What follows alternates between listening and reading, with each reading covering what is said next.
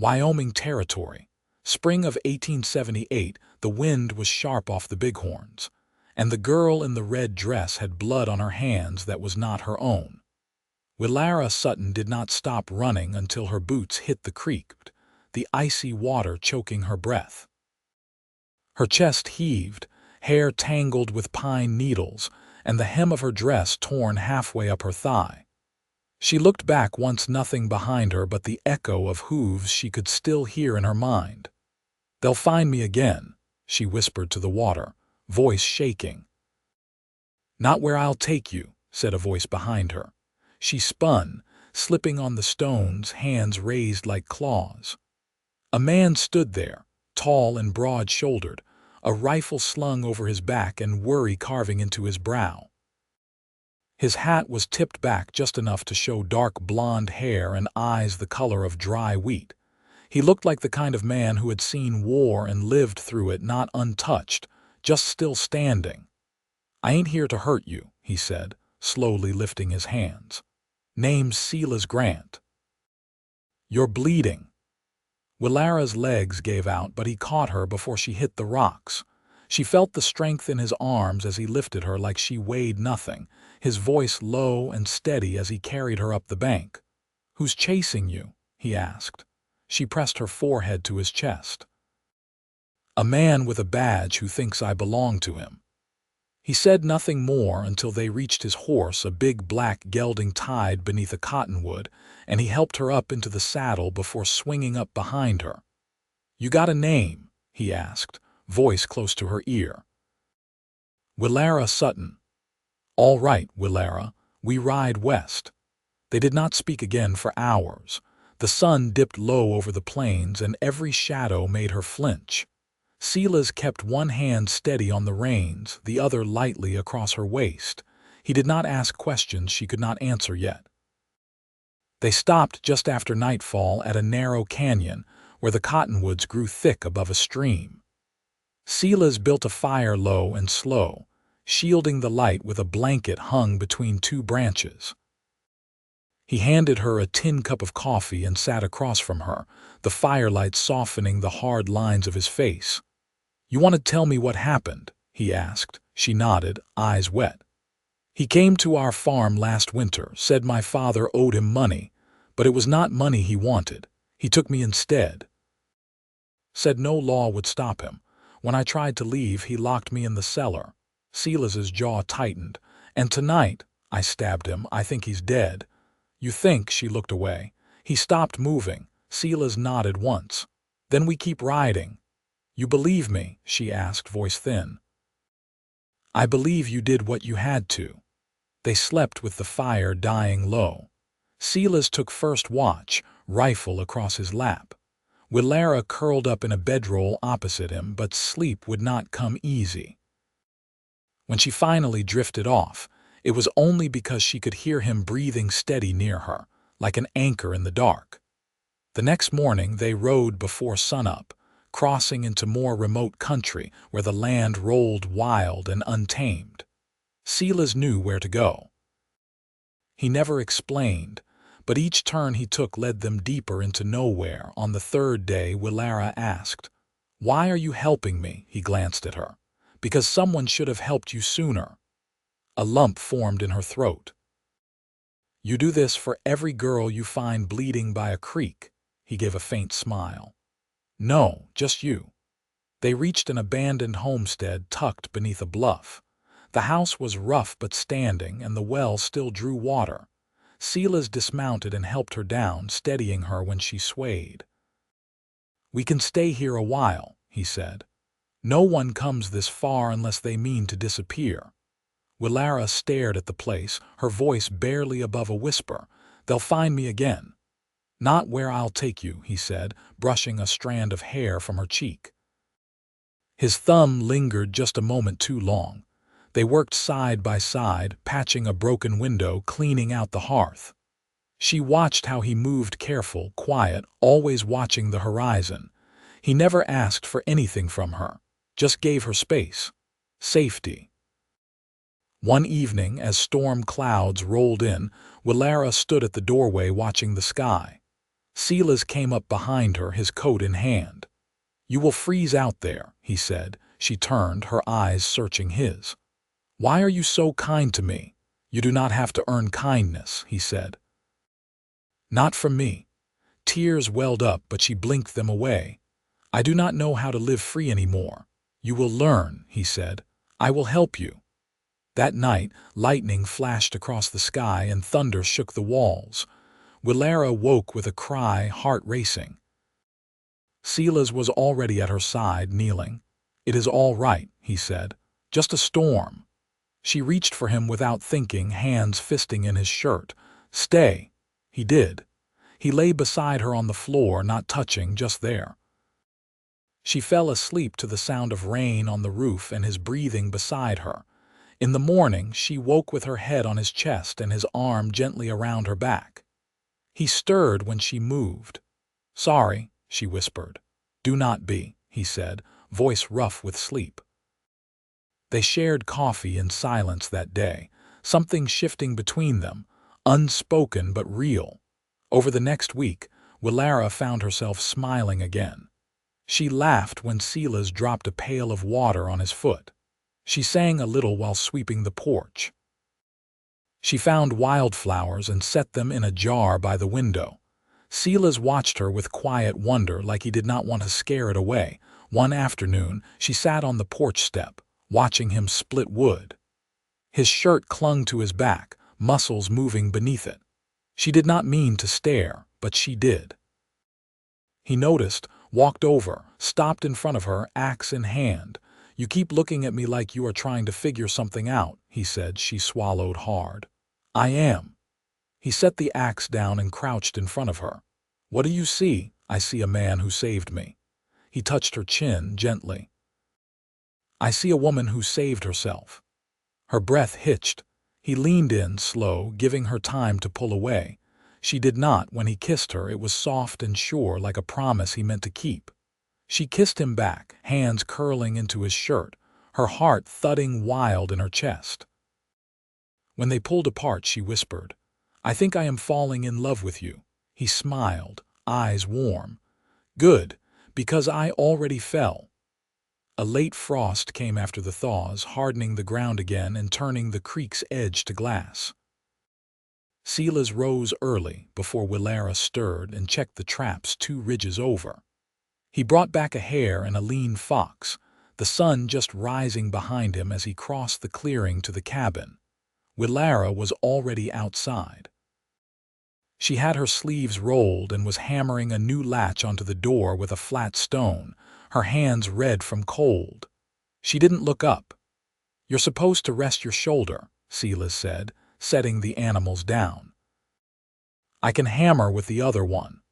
She tested the latch, satisfied, then finally glanced at him. "You said this place needed fixing. I'm fixing it." "You'll get no argument from me," he said. "Just figured you'd sleep while you still could."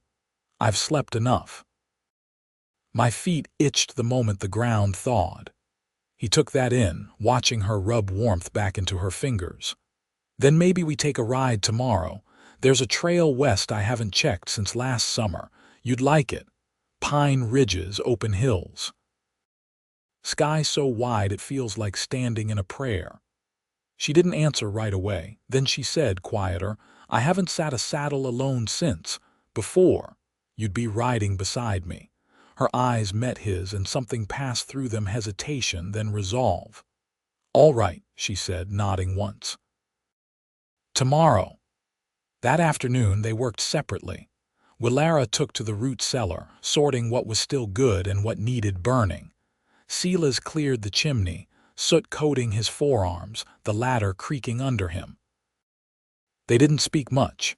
There was comfort in the silence now, in shared labor that didn't press or prod. By evening the wind shifted. Smoke from the fire curled flat against the ground. Willara stood near the porch rail, watching the tree line. "You smell that?" He came up beside her, sniffed. "Burned cottonwood, not ours. Campfire, could be." She didn't move, but her hands clenched the rail. "You think he's out there?" "No," Silas said, "but I'll check. I'm coming too." He didn't argue. They saddled the horses and rode out slow, keeping to the cover of the trees.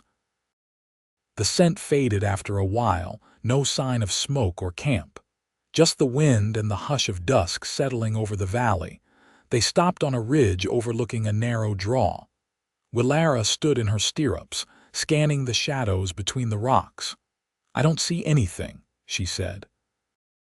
"That's likely because it's nothing," Silas replied. "Air plays tricks this time of year." Willara looked over at him. "You always this calm when you're not sure?" "I've learned to wait before worrying." They turned back. By the time they reached the cabin, stars were out. Willara unsaddled her horse without asking for help, her movements sure. She didn't speak until they were both by the fire again, stew simmering between them. "I used to think the world stopped outside our farm," she said, stirring the pot. "Like nothing real could touch us as long as I stayed where I belonged." Silas leaned forward, elbows on his knees. "And now, I know better." She glanced at him. "But I don't regret leaving." "You shouldn't." She tasted the stew, nodded once, and handed him a bowl. "You ever have a place like that?" He chewed a mouthful before answering. "Not when I stayed in. My father moved us every season, moved us even when there was no reason. I got used to not unpacking all the way." "You ever want to stop moving?" He looked at her, long and quiet. "I do now." The heat from the fire pressed between them. Willara wasn't shivering anymore, though the night air had turned sharp. "You want me to sleep out by the shed tonight?" Silas asked, voice low. She shook her head. "I want you close, not because I'm afraid. Just because I want you." That night they shared the bedroll. No rush, no flurry, just warmth and breath and the slow miracle of skin brushing skin without fear. She traced the scar on his ribs. He kissed the hollow beneath her collarbone. There were no promises spoken, but something deeper settled between them. Something that didn't need words. In the gray light before dawn, Willara shifted beside him and whispered, "I didn't know it could feel like this. Safe, but still alive." Silas drew her closer. "It can. If you want it to." She rested her head against his shoulder. "I do." His hand found hers beneath the blanket. He laced their fingers gently, like threading stitches through cloth that had once been torn. The trail west wound through a stretch of timber that hadn't seen wagon wheels in years.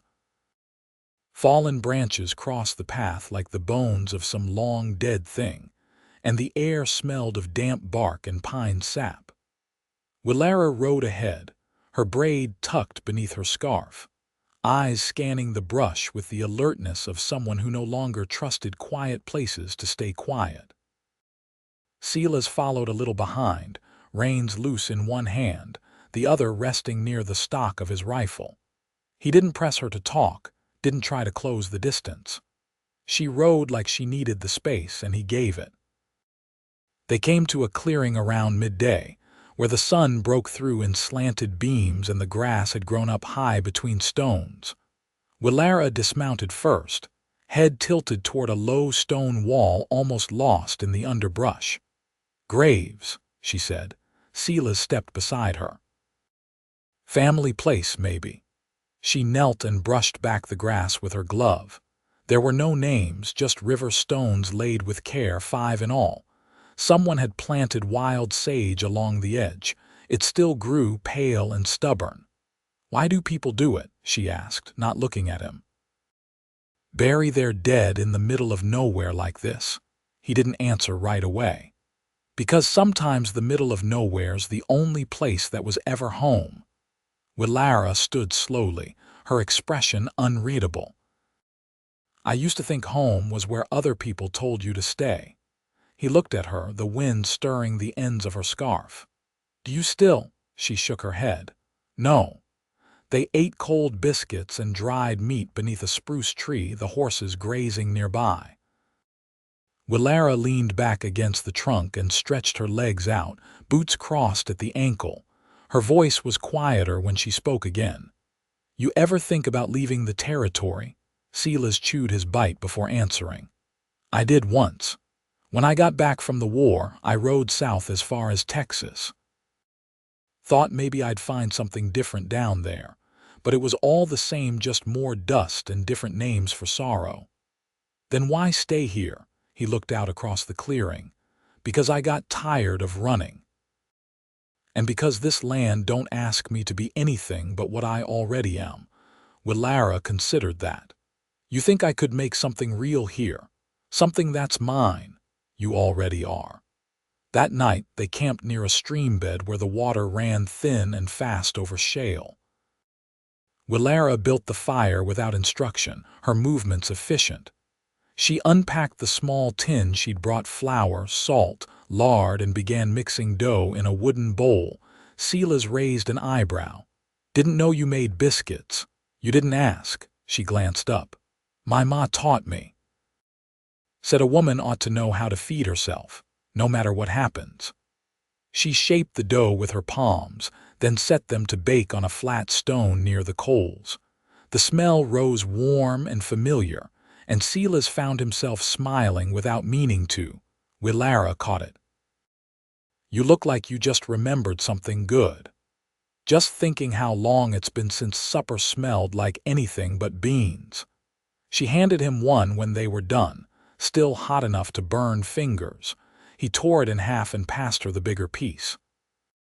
The silence between them had changed again, no longer heavy, no longer careful. It had settled into something easier, like the hush that comes after a storm's past, and the air still tastes like rain. Willara finished her biscuit, then wiped her fingers on a kerchief. You think people like us can make a life without looking back? I think we already are, he said. And looking back don't mean you stop moving forward. She leaned back on her palms, eyes on the stars. When I was little, I used to think the sky was a bowl turned upside down.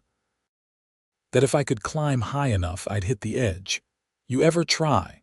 Once, climbed the tallest cottonwood I could find, got halfway and fell, broke my arm in my pride. He laughed, low and rough. You're still climbing, though. She turned toward him. Are you? His gaze held hers steady. Only if you're beside me. They didn't reach for each other then.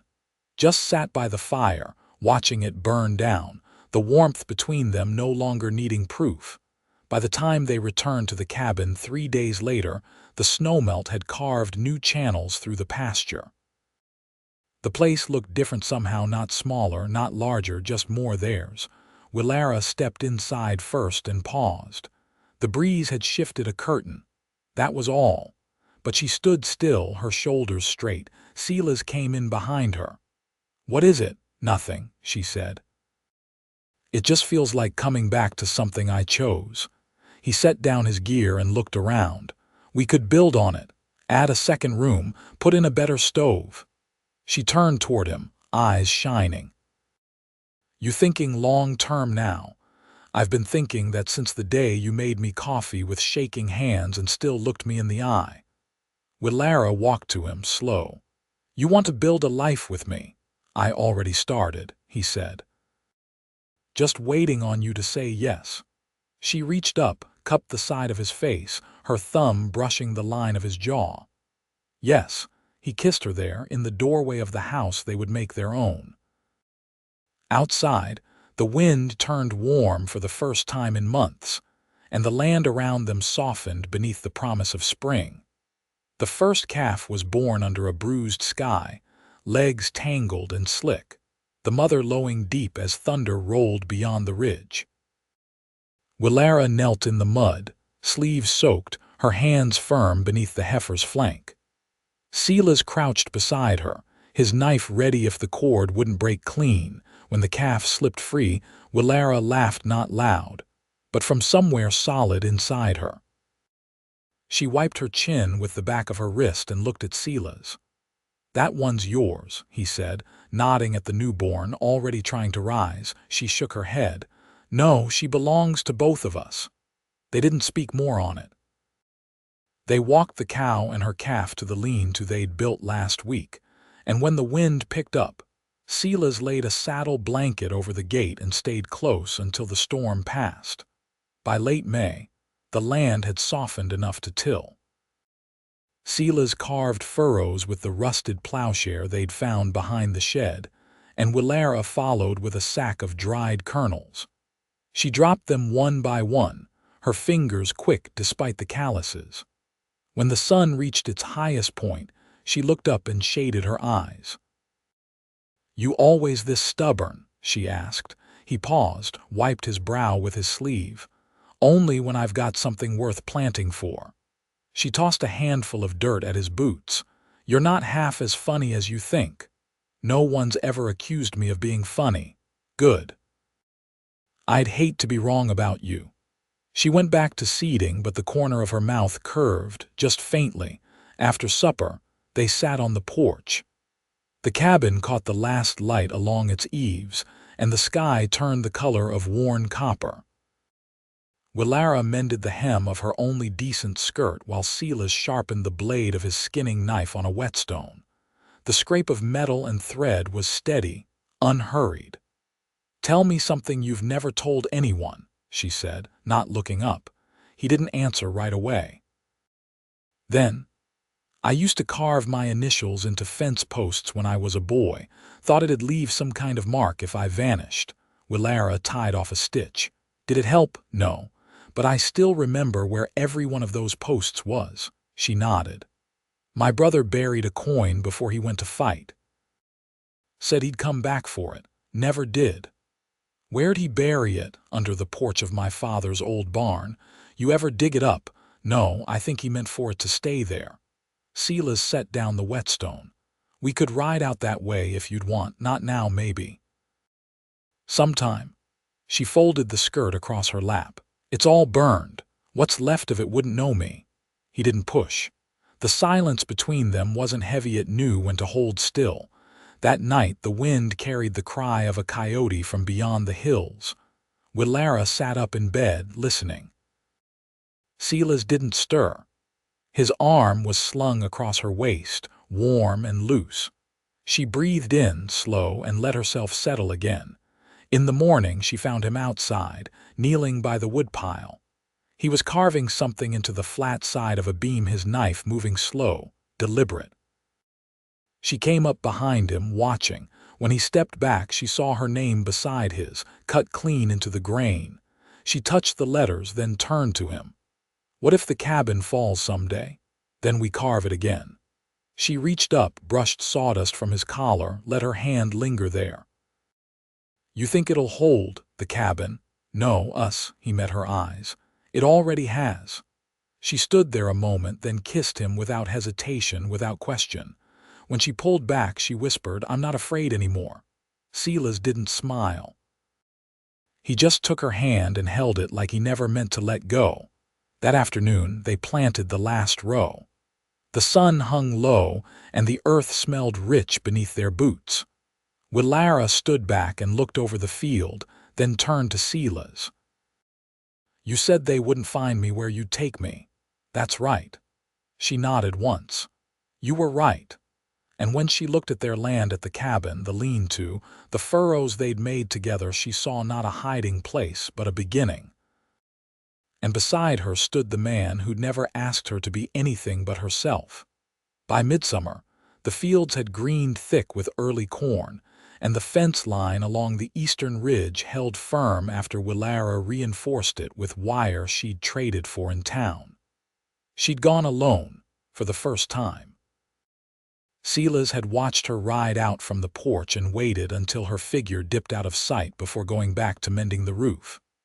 When she returned that evening with salt, tobacco, and a length of calico for new curtains, she handed him a folded envelope without a word and walked inside. He opened it after supper, sitting on the porch while the stars came out slow. A marriage license already signed on her end.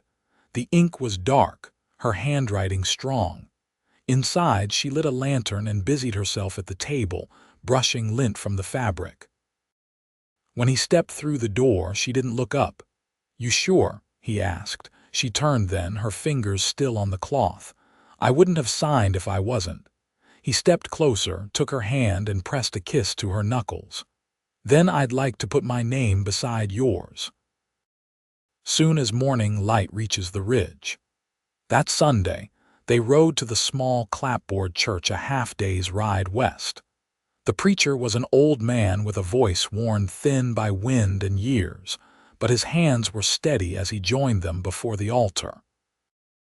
The only witnesses were the church's caretaker, an Apache woman named Nanton with kind eyes, and two children who sat quiet in the pews, their feet not yet touching the floor. Willara wore a faded blue dress, her hair pulled back with a strip of ribbon.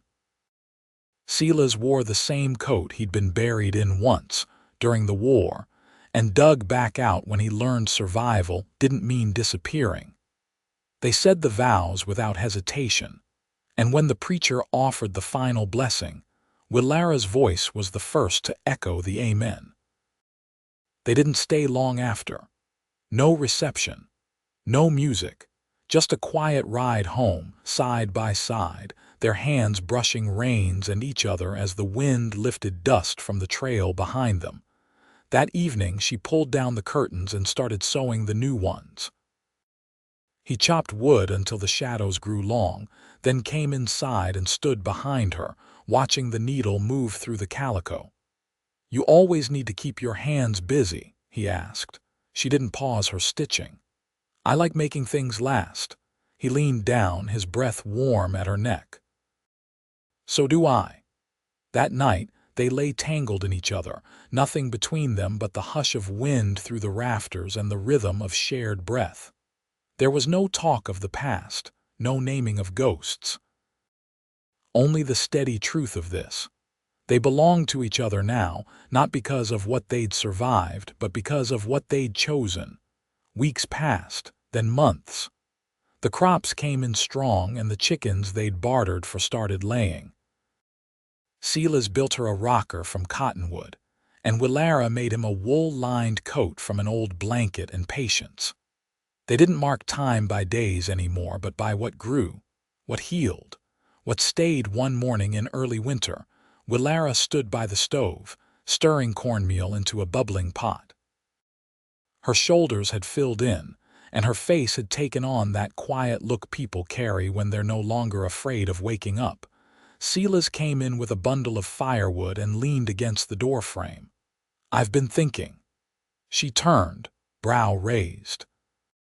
"Dangerous thing for a man with a full stomach," he smiled. "I want to give you something. I've already got everything I need. Not this, you don't." He reached into his coat and pulled out a small, carved box. She opened it slowly. Inside, resting on a strip of cloth, was a silver thimble, dented along one side. "I picked it up in Texas," he said. "Carried it ever since. Thought maybe someday I'd meet someone who'd want to sew a life with me." Willara closed the lid, her eyes full but steady. "Then I best not lose it." "You won't." They stood there a long moment, the stove crackling beside them, the smell of corn mush thick in the air. Years passed and the land held. They planted more each season: beans, squash, oats. Willara kept a ledger in a bound book, her notes precise. Silas built a second shed, then a third. They hosted travelers some nights, folks passing through or looking to trade a mule for a better one. Willara offered them warm bread and a place to sleep. Silas cleaned their rifles for them and sent them off with full canteens. Everyone left with something. One autumn, a young woman arrived with a child on her hip and a look in her eyes not unlike the one Willara had carried once. She didn't ask for help, just water. Willara gave her both, and when the woman hesitated at the porch step, Silas took the boy's hand and led him into the yard to see the chickens. That night, Willara sat beside the woman as she stitched the hem of the child's coat. She didn't ask questions. Only offered what had once been offered to her: time, safety, and a place to stay if needed. "I remember," she whispered when the latch clicked shut behind them. Silas looked up from his chair where he was polishing his boots. "I know you do." They didn't speak more on it. They didn't need to. The seasons turned. Snow came and went. The orchard they planted bore fruit and the root cellar stayed full. They grew older but not apart. The lines on their faces deepened, but so did the ease between them. On the porch in the evenings, they sat together in the rocker he'd made, her hand tucked in his, her head resting against his shoulder. And sometimes, when the wind carried the scent of sage through the trees, they'd look across the hills and know without speaking that they had done more than survive. They had built something that would hold,